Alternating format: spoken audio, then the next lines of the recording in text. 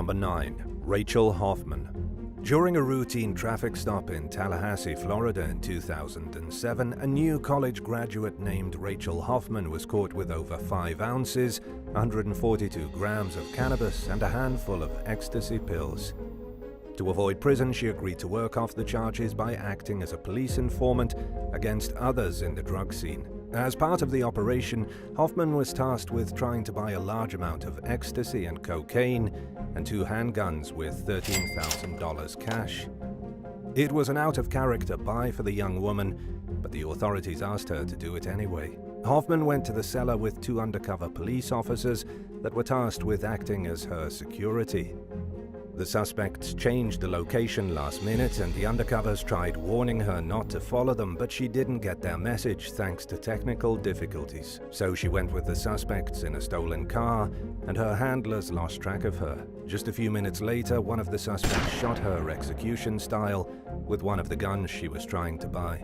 The suspects, Daniello R. Bradshaw and Andrea Green, were soon convicted of murder and sentenced to life in prison. But the Tallahassee Police Department also came under fire for their botched sting operation. Many blamed them for the avoidable loss of life, just as much as the killers themselves. Consequently, new legislation called Rachel's Law now requires law enforcement agencies in Florida to provide special training to officers working with confidential informants. Number 8. Christopher Dean.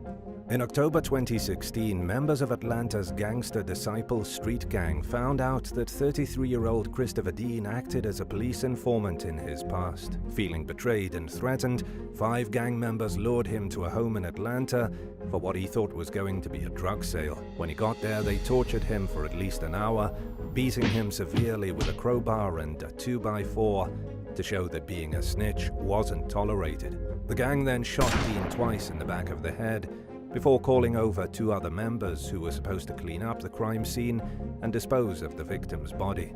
After witnessing the horrifying condition of Dean's remains, the pair stuffed him into the trunk of a car and left it parked outside a local gas station, instead of getting rid of it the way they were supposed to. Police discovered Dean's body in the trunk and ultimately linked all 7 suspects to the murder. At least 5 of the gang members were convicted of the killing and sentenced to life in prison without parole, including Christopher Lockett, Xavier Gibson, Cortez Clark, Joshua Rooks, and Jasper Green.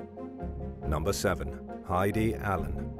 18-year-old Heidi Allen was working as a convenience store clerk in New Haven, New York, when she suddenly vanished without a trace on Easter morning in 1994. Authorities believe Heidi was kidnapped and that she's most likely dead, but her body was never recovered, and her fate has stayed a mystery. To this day, the Oswego County Sheriff's Department and the FBI consider her a missing person. Among the many questions surrounding Heidi's disappearance is whether she was a confidential informant when she went missing. Despite unknown details, prosecutors concluded that a man named Gary Thibodeau, the last person to see Heidi alive, was responsible for whatever happened to her. He was convicted of the alleged crime in 1995, and yet the case has remained under investigation ever since. Law enforcement claim the case is open because they want to find Heidi's body, not because they have any doubt on who's responsible. But Thibodeau maintained his innocence until his death in 2018. In 2015, his lawyer speculated that Heidi's disappearance had something to do with her being a drug informant. They even claimed that the sheriff's refusal to hand over documents on Heidi's status affected their ability to properly defend Thibodeau. Sadly, many details about the case remain shrouded in mystery, including things authorities could reveal if they were willing to do so. Whether Heidi was a drug informant and whether or not it contributed to her disappearance is still unclear. Number 6. Informant number 913. Guillermo Eduardo Ramirez Pero, or Informant number 913, was a Mexican drug informant for American authorities back in the year 2000. Law enforcement immediately noticed that Guillermo, or Lalo, was different from their typical informant. Lalo was well-dressed, respectful, and eagerly gave up information without hesitation, and he wasn't looking to cut a deal either, since he wasn't in legal trouble. Former U.S. Immigration and Customs agent Raul Bencomo later told National Public Radio that the intel the informant provided came from the higher ranks of the cartel that he worked for. The information was so reliable that he helped authorities take down a corrupt customs agent and an international cigarette smuggling ring. In fact, according to Bencomo, the feds couldn't keep up with the amount of reports Lalo submitted. Authorities learned the hard way that Guillermo was just as much a participant in illegal activity as he was an informant. Until then, they didn't realize that he was playing both sides of the coin, and they would soon realize that drug smuggling was on the milder end of Lalo's illegal activities. Lalo accompanied his boss, a high-ranking drug kingpin, and several others on an 8-month brutal kidnapping, torture, and killing spree. His superiors on the legal side of things kept him on their payroll even though his participation in crimes was unacceptable under official protocol. Former DEA Special Agent Phil Jordan accused several ICE agents of giving Lalo a license to kill and for failing to share their intel with Mexican authorities, which they should have done in the first place. He said that every rule and regulation revolving around informants was broken with Lalo. For 6 years after the murders, ICE officials refused to speak on the case at all. At least a dozen bodies were found at the location where Lalo's worst crimes were committed, nicknamed the House of Death. U.S. authorities insisted it was an isolated incident, but Mexican officials had a hard time looking past the ordeal and the broken trust that came with it. Number 5. Andrew Sadek. While going to college in North Dakota in 2013, Andrew Sadek was arrested on felony charges for selling marijuana. He faced years in prison, so he agreed to be a confidential informant for the Southeast Multi-County Agency Narcotics Task Force, or SEMCA, in exchange for getting his charges dropped. Sadek's work as an informant started with several controlled buys from dealers around campus, but he disappeared suddenly one day in 2014, and nobody knew what happened to him until 2 months later, when his body was found in Minnesota's Red River with a gunshot wound to the head. Police concluded that Sadek must have taken his own life to escape his obligations as an informant, but the young man's family believes he was likely murdered. He didn't leave behind a goodbye or suicide note, and his backpack was filled with rocks, which seemed to his loved ones like he was met with foul play. State authorities investigated Sadek's suspicious death at his mother's request, but ruled that there was nothing strange about it. But the family was successful in their campaign to pass Andrew's Law, which ended mandatory drug sentencing and increased the amount of drugs a suspect had to be caught with in order to be charged under law with dealing. They also introduced new provisions meant to protect confidential informants. Number 4. Susan Cooper. After being arrested on federal drug charges in 2016, Susan Cooper from Arkansas agreed to become an informant to reduce her legal consequences. She provided investigators with information that led them to a meth dealer named Samuel Sherman, who also agreed to cooperate with police. But the information he gave wasn't enough to help his case, and he still faced a significant amount of time behind bars. Angry about the mess he was caught up in and at the person he thought got him into it, Sherman called a friend, Donald Bill Smith, who was also a meth dealer and had a history of selling drugs, to Susan's sister-in-law, Rachel Cooper. Sherman, Smith, and Rachel Cooper worked together to make a deal with Susan, who thought she was going to trade some hydrocodone pills for meth. Rachel picked Susan up and drove her to the drug deal site. When they got there, Smith came out and shot Susan multiple times. He pulled her out of the car as Rachel panicked and sped off, seemingly unaware that the plan all along had been to murder the girl. Her body remained missing until 18 months later, when another informant told detectives that Smith had forced them to help bury Susan in a secluded pasture. Smith and Sherman were convicted on multiple charges, including conspiracy to cause witness tampering resulting in death. They were each given life in federal prison. Number 3. Valentine Brokesmith. 46-year-old Valentine Brokesmith was a musician by day and an informant by night. And he wasn't an ordinary snitch either. He had some seriously high-ranking intel, earning him favor among the United States top intelligence authorities. In early 2021, he turned over a stash of secret documents about Deutsche Bank to the FBI. The files were reportedly about the financial institution's money laundering ties with Russia and the activities of former US President Donald Trump. Broeksmit reportedly accessed the info using email passwords belonging to his late stepfather, a former Deutsche Bank executive who committed suicide in 2014. The elder Broeksmit left behind a note detailing how he had failed to cover up fraud on the bank's behalf.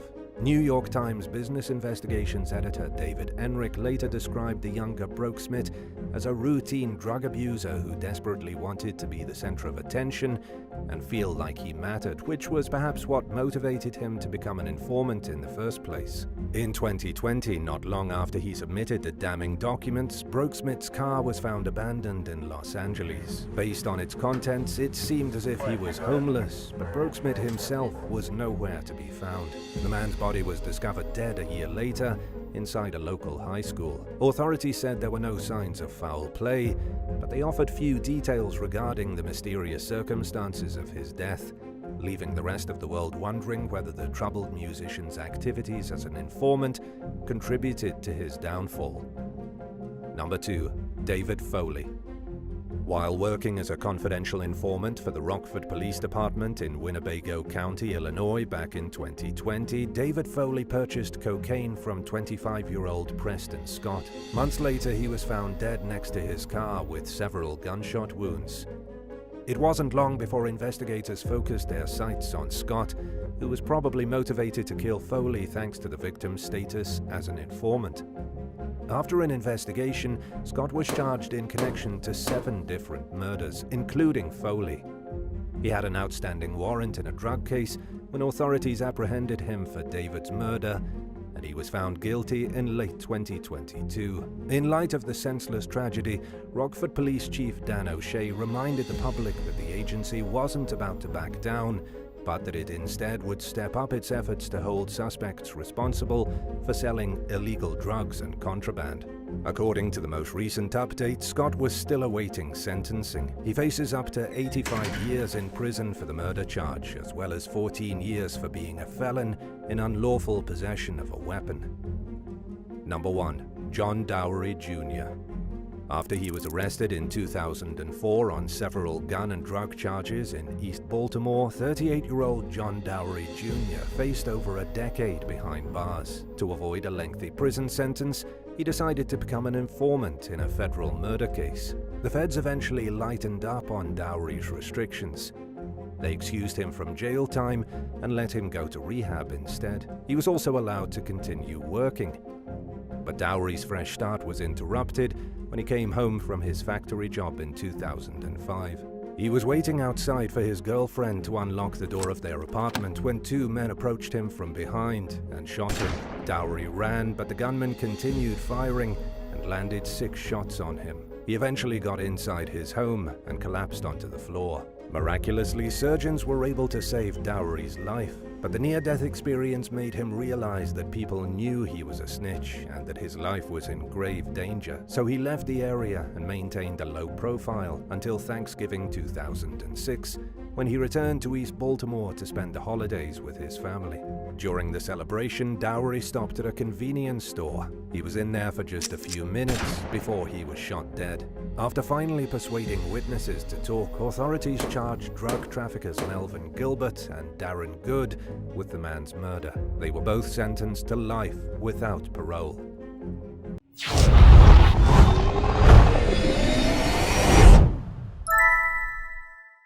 Number 9. A conspicuous criminal.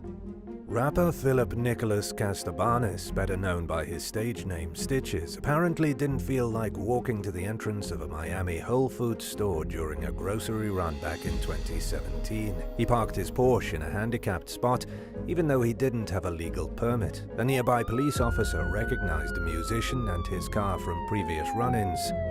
The cop pulled Stitches over as he tried exiting the parking lot. During their conversation, he asked the rapper if he had a gun inside the vehicle. Stitches said no, then allegedly handed the officer a lit joint. This was more than enough to give the officer probable cause to search the car. They found a Glock, 2 magazines containing bullets, a jar full of marijuana, and a single oxycodone pill. During the search, Stitches reportedly apologized to the police and said he thought they were asking if he had a weapon on him, not just in his car. He was quickly arrested on felony gun and drug charges, but struck a deal with prosecutors, allowing him to avoid prison time by participating in an intervention program. After the case, Stitches told the press that he was done with hard drugs and was ready to focus on his family and making positive changes in his life. But he landed in hot water with the law once again in 2022 when he was arrested for felony cocaine possession and firing a gun in public. He got a lucky break a month later when the prosecutor dropped the charges, since the police had failed to submit the alleged drugs to a lab for testing. It's unclear why the evidence wasn't handled properly, and as far as the allegations against the rapper for shooting a gun in public go, he claimed he was defending his family. It seems as if that charge was also dropped. Number 8. A morbid mix-up.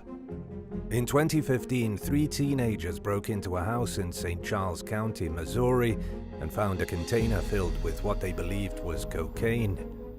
They swiped it, along with some jewelry, cash, electronics, and prescription painkillers, thinking they'd scored big time. Homeowner Deborah Matthews came home to find the valuables missing, along with her dead father's ashes. After fleeing the scene, the suspects tasted the cremated remains and quickly realized it wasn't cocaine. Investigators tracked the thieves down through the IP address of an Xbox 360 they stole from the home. It turned out that they were acquaintances of the victim. Deborah told local news outlet KSDK that she never thought the young men would steal from her. During questioning, one of the suspects admitted to acting as a lookout while his accomplices looted the home.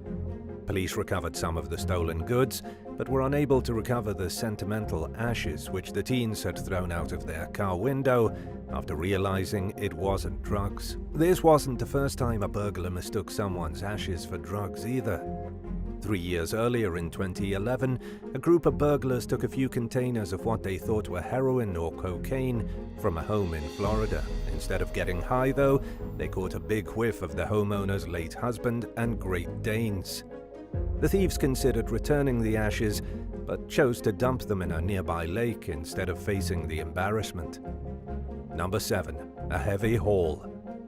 During a routine traffic patrol outside Casa Grande, Arizona in 2015, a Pinal County Sheriff's deputy tried pulling a Chevy Trailblazer over for speeding. Instead of following the law, though, the driver sped off, leading authorities on a high-speed, high-intensity chase down Interstate 8. At some point during the pursuit, which reached speeds of over 100 miles per hour, 161 kilometers per hour, the suspects began tossing bales of marijuana out their windows. And they didn't just throw a few bales. The bales just kept coming as the driver tried outrunning law enforcement. A lot of the marijuana was never recovered because motorists were pulling over to grab it, but law enforcement did manage to stop the vehicle with spike strips. Even with a lot of disappearing evidence, Mario Perez Paz and Juan Aguilar Zavala were in serious trouble. The investigation led to the discovery of a stash house where deputies recovered nearly 400 pounds, 181 kilograms of weed. During questioning, the men claimed that a woman offered them money to transport the packages and that they didn't know what was inside. But the investigators weren't born yesterday, and they slapped the pair with charges including conspiring to transport drugs for sale and unlawful flight from law enforcement. Number 6. Robbery at Cucumber Point. In 2013, a man entered a gambling store in Glasgow, Scotland with an unusual weapon and demanded cash from an employee. The worker later told police that she was worried the robber had a gun but still refused to give him money. Luckily, an officer happened to be in the store at the time of the robbery. He sprang into action and knocked the thief down to the floor in one swoop. When the officer removed the sock covering the suspect's weapon, he realized it was a cucumber. The man was trying to pass it off as a shotgun. The suspect, Gary Ruff, initially claimed that the robbery was a joke. He was still arrested, and he learned the hard way that vegetable armed theft isn't a laughing matter. Defense attorney Tony Graham said that he could give no explanation for why Ruff tried to rob the store, adding that the defendant, who was a plumber and made decent money, had no big financial issues or other motives for committing the crime. Graham also admitted that his client knew the sock-covered cucumber might seem like a dangerous weapon. After failing to downplay the seriousness of his actions, Ruff pleaded guilty to assault with the intent to rob and was handed 40 months in prison. Number 5. Winning lotto ticket meets washing machine.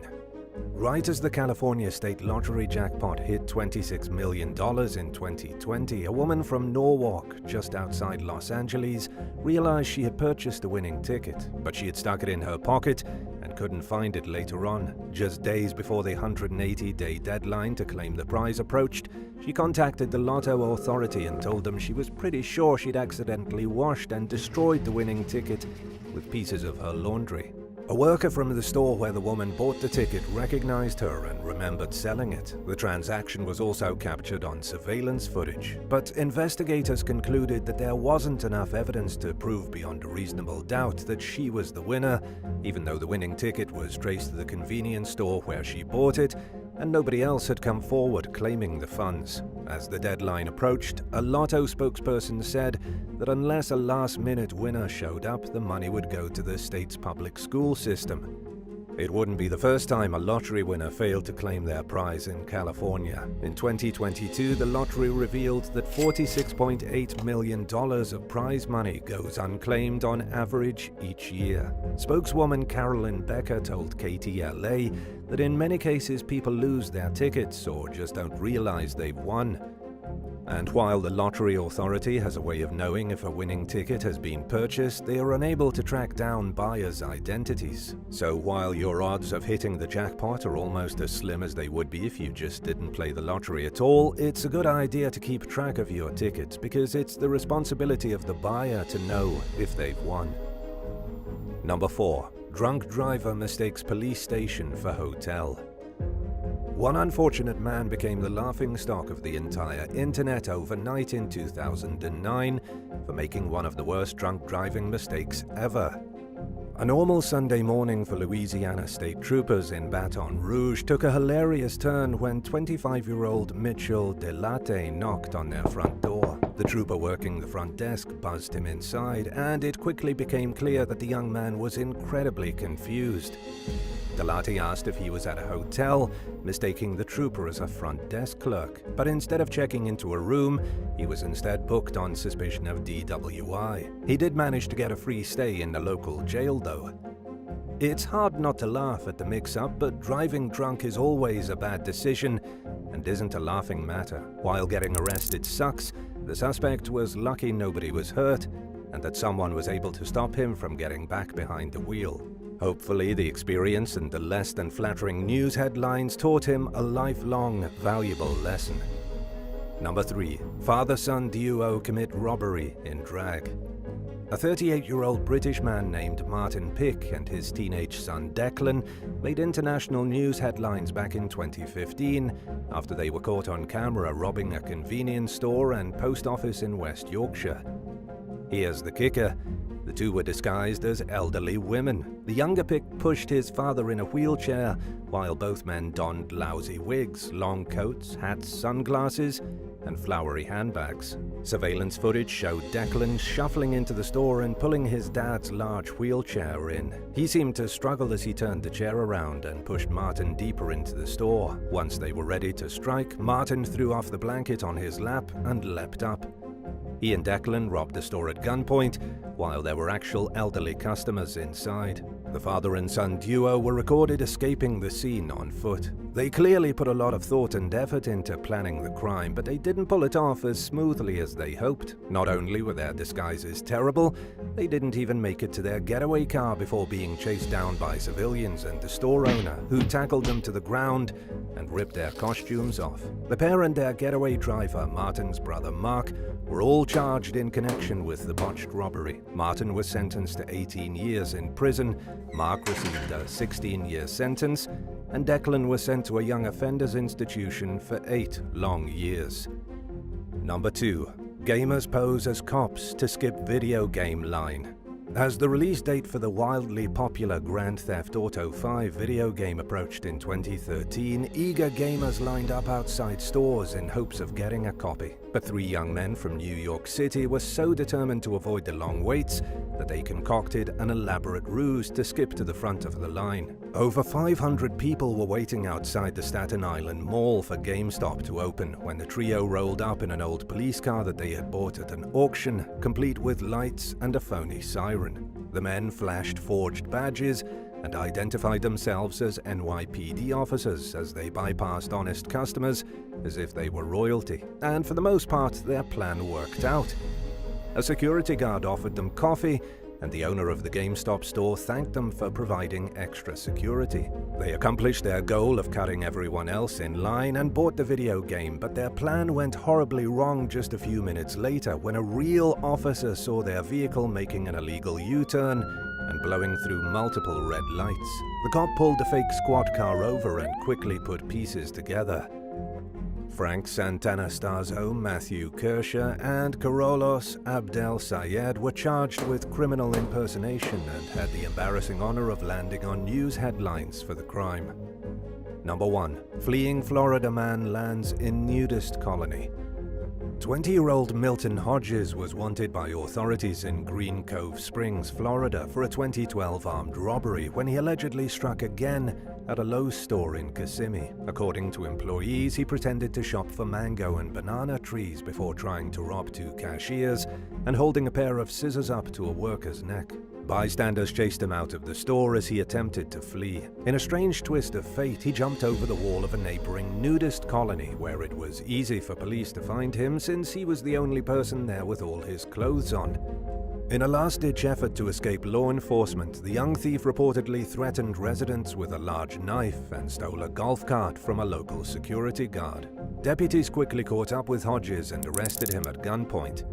In addition to the long list of arrests that the fleeing felon had under his belt, dating back to the tender age of 8, he caught a bunch of new charges that included 10 felonies. He's currently serving time at a Florida state prison and will be released in 2031 if he manages to keep up the good behavior between now and then.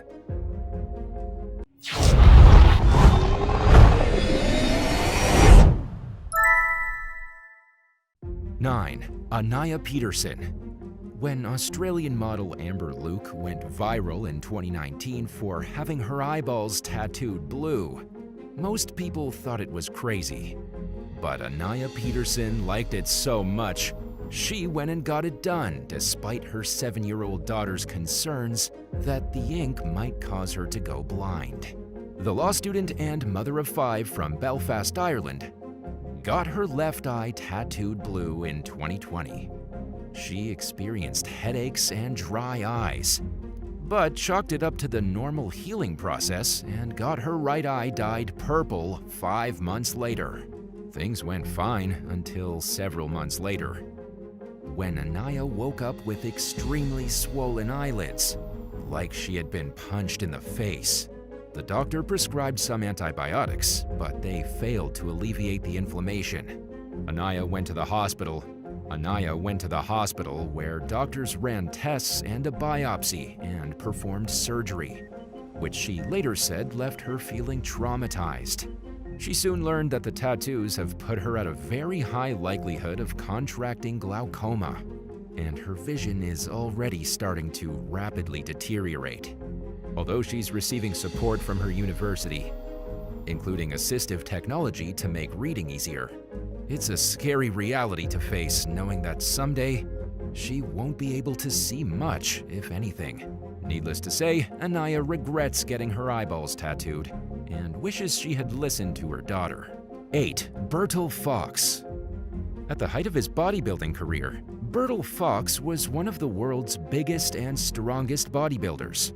The 2-time Mr. Universe was 270 pounds, 122.5 kilograms of almost pure muscle, thanks to the assistance of a rigorous anabolic steroid regimen that he relied on to keep up his workouts and his appearance. As you may already know, steroids have some unpleasant side effects. Fox was notorious for his temper, which sometimes caused him to walk off the stage at bodybuilding competitions when he didn't place as well as he thought he deserved.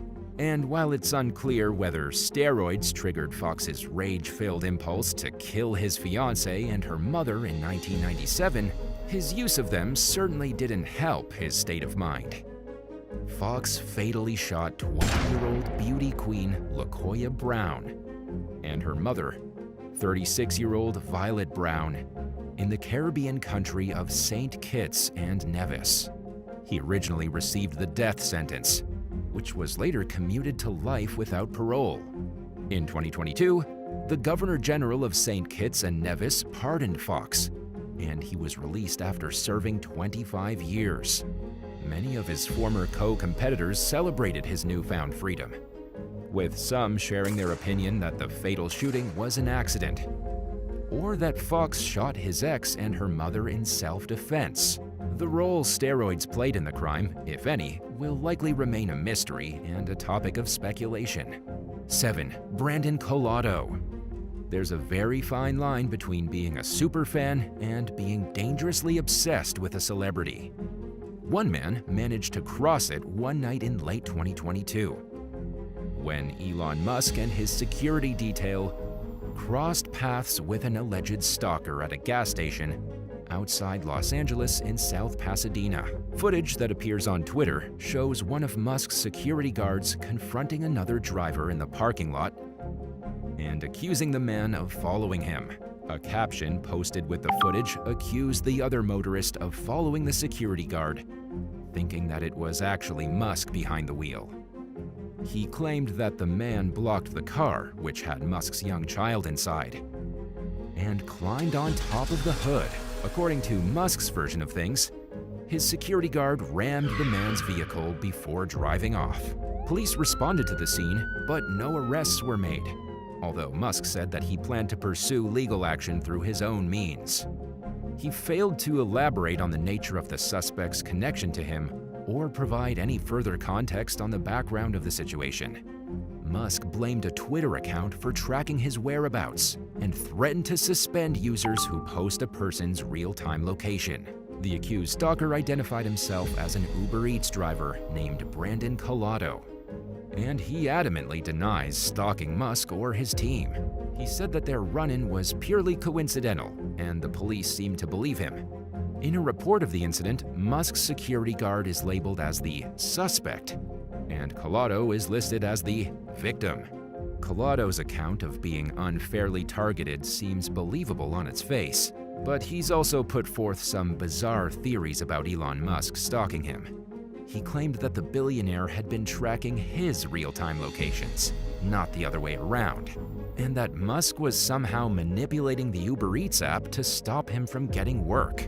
The truth about what happened and who's at fault remains to be seen, but the situation clearly resulted from at least one of the two parties taking things too far, whether it was the security guard reacting inappropriately to a misunderstanding or Colado living up to the allegations that he's a crazed stalker. 6. Andrea Ivanova. 25-year-old Andrea Ivanova claims to have the world's biggest lips, thanks to the nearly 32 procedures she's gotten done on them at a cost of around $9,000. She began her body modification journey in 2018 and has achieved a look that, to most, looks cartoonish and unattractive. But Ivanova loves how she looks, and to each their own, right? Doctors reportedly told the Bulgarian influencer that she's going to put her life in danger if she doesn't stop with the obsessive lip injections. Her oversized pucker already complicates certain everyday activities, including eating. In November 2022, Ivanova revealed on social media that she now plans to aim for a new record: the world's most elongated and pointed chin. Ivanova had recently celebrated her birthday with jaw filler and said that she planned to continue with both her lip and her chin treatments, despite her doctor's warnings to stop. Keeping up her appearance comes at a high cost.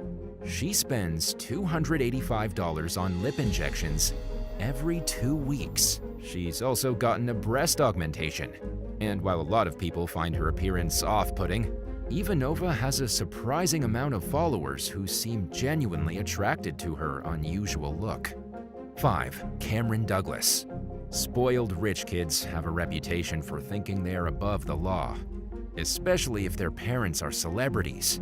And they're also known for pushing their limits so far that they wind up in a world of legal trouble. While it's unfair to automatically apply this stereotype to everyone who comes from a wealthy family, some people truly live up to the stigma.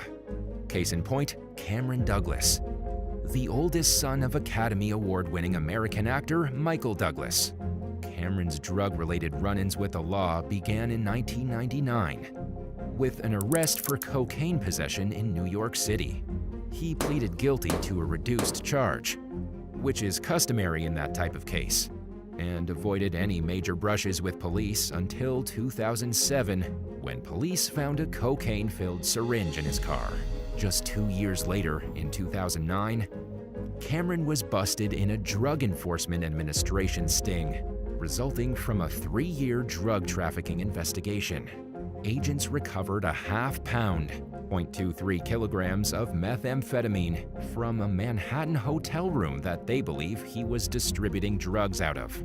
Cameron ultimately admitted that he had been dealing drugs since 2006. He was originally sentenced to 5 years in prison, but the court tacked on another 4.5 years after his girlfriend was caught smuggling heroin into the prison for him. After 7 years behind bars, he was transferred to a halfway house before the 2019 release of his memoir, Long Way Home. Cameron told the New York Times that he wasn't trying to garner sympathy with his story or his decision to squander his privilege, but that perhaps his self-destructive past could help guide someone else in the right direction. He said that there was nothing anyone could have done to stop him from chasing his addictions and committing crimes, but that he hopes the cautionary tale discourages someone else from making the same mistakes. 4. A permanent punishment. In 2017, a young Brazilian man named Juan Rocha da Silva allegedly stole a bike in Sao Paulo. As a punishment, his accusers, Ronilda Moreira and Macon Wesley, tattooed "I am a thief and a loser" on the young man's forehead in Portuguese. Video of the men laughing and forcing Da Silva to reveal his tattoo soon went viral on social media. But there are consequences to taking the law into one's own hands, as Wesley and Moreira learned when they were both sentenced to 3 years in prison for the forced tattooing. In the meantime, the community sympathized with Da Silva and even started a crowdfunding campaign to raise money to get the tattoo removed. Da Silva unfortunately didn't pull himself away from his life of crime. He was arrested for theft several times over the following years and has spent time in both prison and rehab. In 2022, the troubled young man was caught red-handed during a home invasion and was sent back to jail. Photos from the arrest show that the tattoo on his forehead is still visible, but has faded, indicating that he's undergone at least some removal treatments. 3. Becky Holt and Keith Gordon. Better known as Britain's most tattooed woman, 35-year-old Becky Holt has a supportive family who doesn't judge her for covering most of her body in ink. But others are less approving, with many accusing her of taking her body modification too far and suggesting that her love for tattoos has become an unhealthy obsession. Holt believes that some people are intimidated by her ink, which even covers part of her face and includes a David Bowie lyric scrawled across her forehead. She told the Daily Star that she wished people would look past her appearance because there's more to her than just tattoos. The social media influencer and OnlyFans model has also gone under the knife multiple times, starting at the age of 20. Another heavily tattooed Brit, Keith Gordon, claims that he's gotten used to people calling him a monster because of his appearance. Known as Britain's most tattooed dad, his entire face and nearly his entire body are covered in ink. Gordon has spent upwards of 5 figures on his artwork, which includes the word Satan across one of his eyelids. The 66-year-old experienced some of the most negative responses to his appearance at the Catholic school his children attended. He said that he receives 3 main reactions, including praise, being ignored, and harsh disapproval. Even Gordon's wife of 20 years, Lisa, isn't totally comfortable with his look. She sometimes refuses to walk alongside him in public, especially when he doesn't wear a shirt, revealing an array of tattoos that includes a Confederate flag and a horned demonic face. Gordon got his first tattoos at 17, but had them removed. He stayed away from tattoo parlors until the age of 52, when he began his current transformation. Ever since, he's become hooked on getting more work done. He told the Daily Star that he accepts the negative commentary as an inevitable result of being different, and said that he's comfortable in his own skin and happy with his appearance. 2. Reuben Arzu. It's no secret that the bodybuilding world is rife with steroids, and that sometimes these dangerous drugs have extreme physical and psychological effects on their users. Coupled with other drugs, and things can quickly spin out of control. Such was the case for 22-year-old Reuben Arzu, who was using what one can only imagine was a generous helping of both steroids and other mind-altering substances in 2011. Chaos unfolded when a couple arrived at their Colton, California home one night to find Arzu naked on their front porch. The husband, Leo Rubio, confronted the 300-pound, 136-kilogram bodybuilder, who responded violently and punched the man, breaking his jaw and causing major head trauma. Rubio's wife managed to call 911 before Arzu picked her up and threw her to the ground, causing multiple lacerations and facial injuries. Neighbors surrounded the scene as the beefed-up batterer tried to flee. When the police arrived, Arzu turned his rage toward them and tried to fight them. Officers tasered him twice, which had no effect, and it ultimately took 4 cops to subdue him. Arzu was charged with attempted homicide and aggravated mayhem. His mother, Marila Arzu, told ABC7 that her son wasn't under the influence of drugs during the incident. She also claimed that Reuben wasn't a bodybuilder, but that he just enjoyed working out, and that he struggled with developmental disabilities that affected his behavior, and that he was on disability for. The outcome of the case is unclear. 1. An overly devoted fan. While shopping at a Primark retail store in Britain one day, Teen Mom UK star Mia Boardman was approached by a fan. Mia told the woman that it was nice to meet her, and the fan walked away. A few minutes later, the fan popped out from behind a rail, where she had apparently been hiding and watching Boardman. She asked the reality star for a photo. Mia obliged, and the fan went on her way. Later on, Mia saw that the woman had posted about the encounter in a fan group. She offered to track the teen mom down and get autographs for anyone who might be interested. This was just one of several bizarre encounters Mia's had since she rose to fame on the popular reality series. She's gotten used to people approaching her and asking for photos, but some admirers have extreme reactions to seeing her. One fan was so overwhelmed with emotion, she cried when she ran into Mia in public. The young mother's experience highlights the unique realm that reality stars live in, where they lack the security detail of a big-name celebrity, but are recognized pretty much everywhere they go. Thanks for watching. If you became obsessively caught up in your quest for revenge against a cheating ex and took things too far, which consequence would be worse? Getting arrested for harassment or losing the sympathy and support of your family and friends? Let us know in the comments below, and don't forget to subscribe. See you next time.